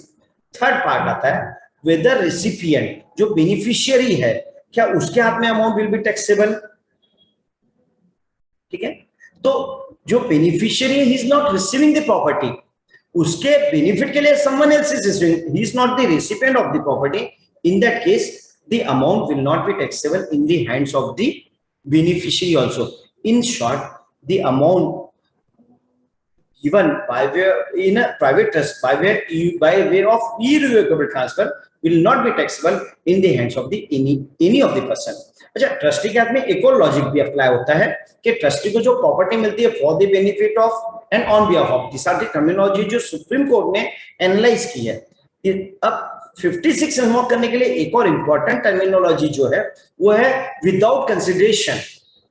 ठीक है, अब इस पर्टिकुलर केस में ट्रस्टी को जो प्रॉपर्टी मिल रही है ये विदाउट कंसिडरेशन नहीं मिल रहा है, there is a consideration. Consideration could be to do और not to do something, he has to do something, for that he is getting the property. So the property received by the trustee is not without consideration, it's with a commitment, with a consideration of doing something for the beneficiary. So the amount will not be taxable in the hands of the trustee. एक जो private trust का concept use होता है वो होता है for the benefit of minor, a scope of some scope of tax planning is there. MR Doshi के case में, सीआईटी वर्सेस एमआर दोषी 212 आईटीआर 2:1 में सुप्रीम कोर्ट ने बोला है the amount will not be clubbed in the hands of the settler if the property is settled for the benefit of a minor. In that case, it will not be subject to the clubbing provision. और minor के हाथ में भी amount taxable नहीं होता है for the reason that कि amount उसको अगर आप provide कर देते हैं private trust में, amount will be given after he attains the majority. So it will be an accumulated trust जहाँ पे income accumulate की जाएंगी, वहाँ पे the amount will not be taxable in the year of accrual of income in the hands of the minor also. The scope of some scope of tax planning is there in the case of minor trust also. अब फिर आता है बाकी private trust का taxation का pattern कैसा हो सकता है।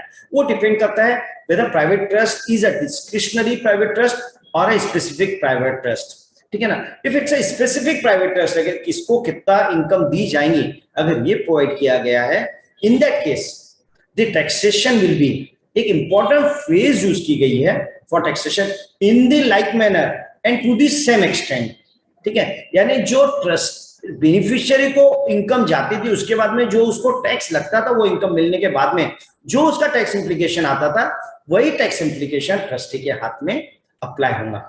इवन सेक्शन 166 इज देयर जो कहता है कि amount may be, you can tax the amount in the hands of the beneficiary also. So as far as the specific trust is concerned, the tax implication will be as applicable to that beneficiary. वो हिसाब से tax लगता है। But when it comes to discretionary trust in normal course, it will be taxable under MMR, maximum marginal rate.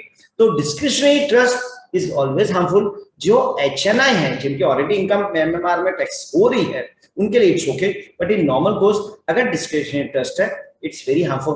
अब जो बाकी purpose है, concept है, रिंग फेंसिंग है, मेरी डॉटर का प्रोटेक्शन है, कोई इनकेपेबल चाइल्ड है उसके प्रोटेक्शन के लिए ट्रस्ट बना रहे हैं, in that case it is advisable to go for the specific trust and not the discretionary trust अपना, क्योंकि वो टैक्स इंप्लीकेशन एमएमआर पे लगता है। At this moment MMR is not 30% और 33%, is 42.74%। These are the normal clauses with some exceptions are there. And एक और है प्राइवेट ट्रस्ट में, अगर प्राइवेट ट्रस्ट के हाथ में कोई बिजनेस दिया जाता है या कोई बिजनेस इनकम होती है, that business income will be taxable at MMR only, ठीक है। तो वह मैक्सिमम मार्जिनल रेट होता है। Some exceptions are there as far as the MMR in case of trust इस प्राइवेट ट्रस्ट इज कंसर्न। कुछ एक्सेप्शंस है, यानी वो एक्सेप्शंस ऐसे है कि बाय वे ऑफ विल अगर प्राइवेट ट्रस्ट बनी है and that is the only trust created for the benefit of a solely dependent relative, then the MMR will not be applicable. These are the normal exceptions. Friends, हम लोग topic तो बहुत unending है, इसमें एक सिर्फ एचयूएफ का भी पार्ट है by way of succession planning. फिर HUF linear ascendant and linear descendant are the member, तो by HUF also we can ensure the succession planning, वो भी पार्ट हो सकता है। लेकिन एचयूएफ को लेके बहुत सारी जगह कंफ्यूजन है, बहुत सारी कंफ्यूजन है, टाइम स्लॉट आई नो कम है, मैं इसको सिर्फ एचयूएफ के कुछ कुछ पॉइंट्स कवर करता हूँ। एक बहुत बड़ा मिसकंसेप्शन है एचयूएफ को लेके, और ये कईयों लोगों को है और कईयों लोगों ने ऐसे कि वो मिसकंसेप्शन के बेसिस पे पूरे एचएफ के बेनिफिट भी ले लिए गए। वो मिसकंसेप्शन है एंसेस्ट्रल प्रॉपर्टी को लेके है, ठीक है।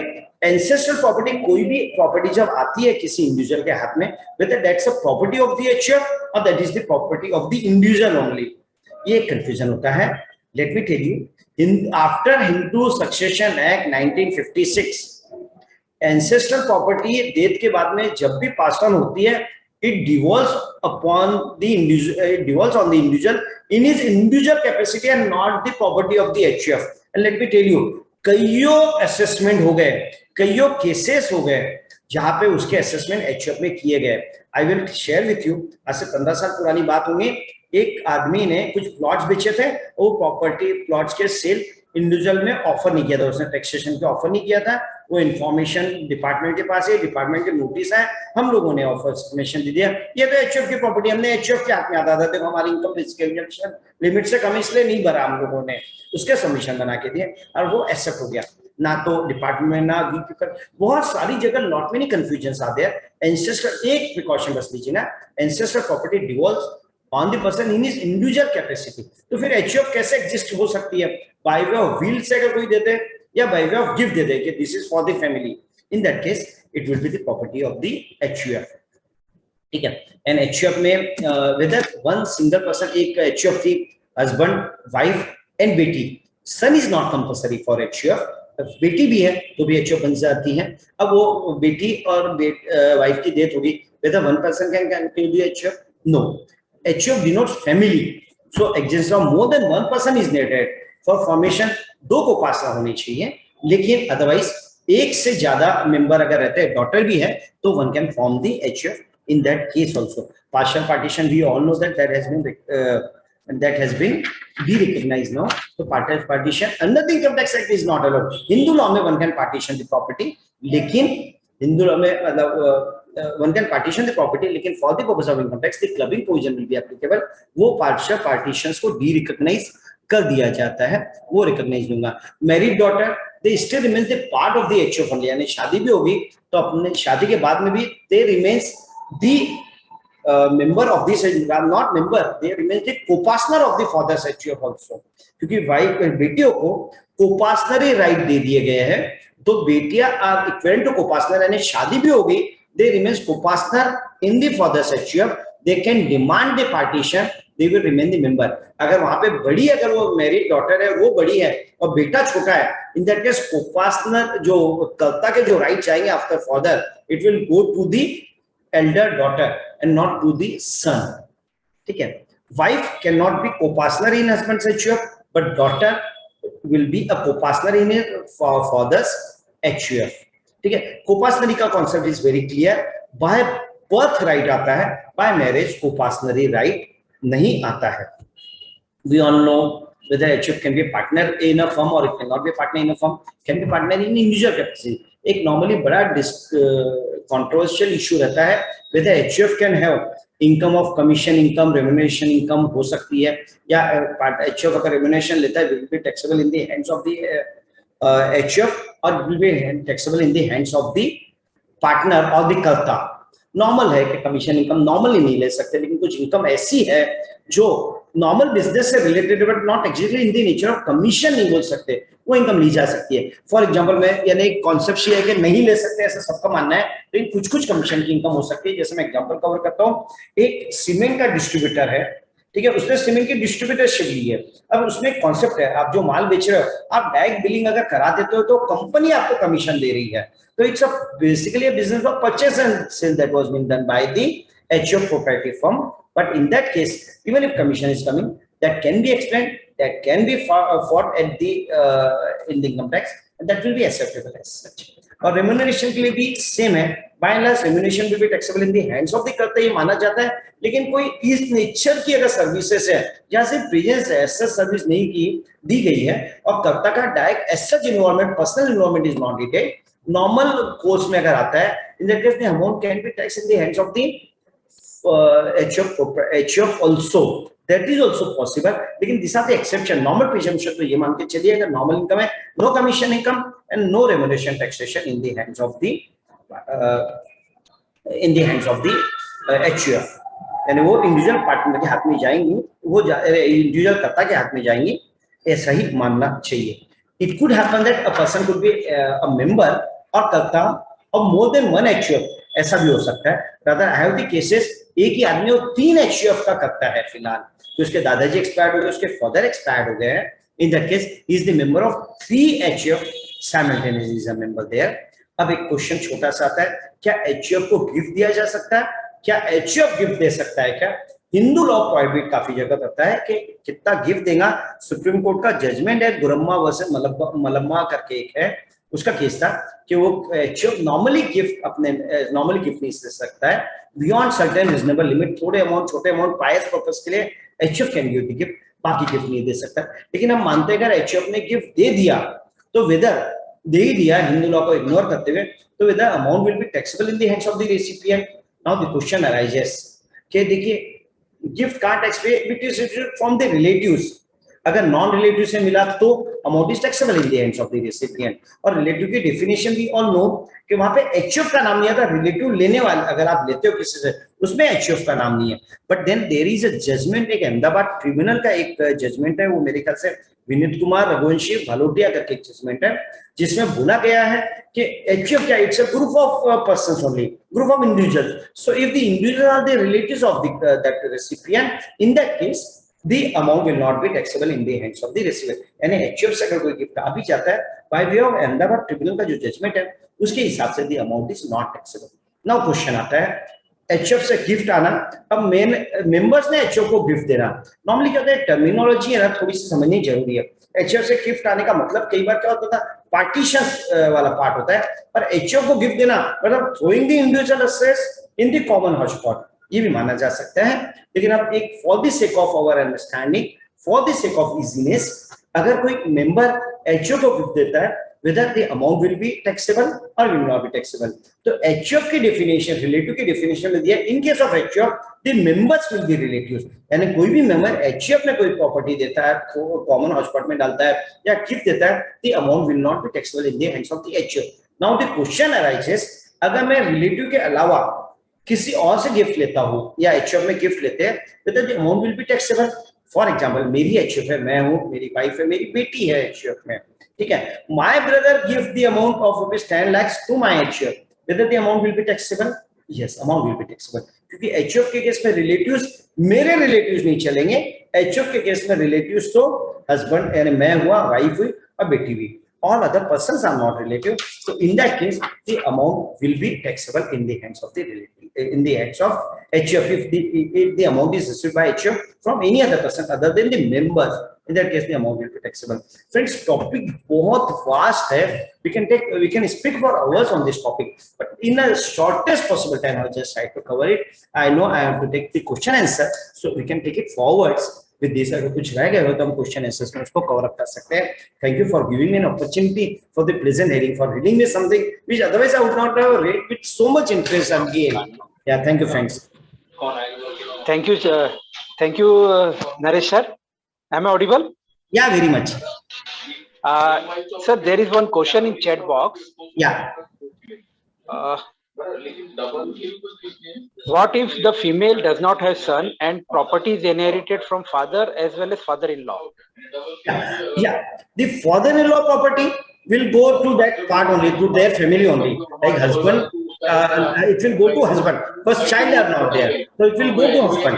As far as the property inherited from father is concerned, her father is concerned, it will revert back, means both the property will be distributed separately। Yeah।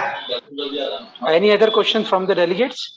और मैं चारों सीट अलग अलग ही बना रहा हूँ, एक चेस की अलग, बैडमिंटन है वो उसी आवाज नहीं आ रही मुझे, कैन और वो लार्ड गिरा है और थोड़े ब्लैंक लेके आना चाहिए और रूल पेपर लिया उतना नहीं कहे।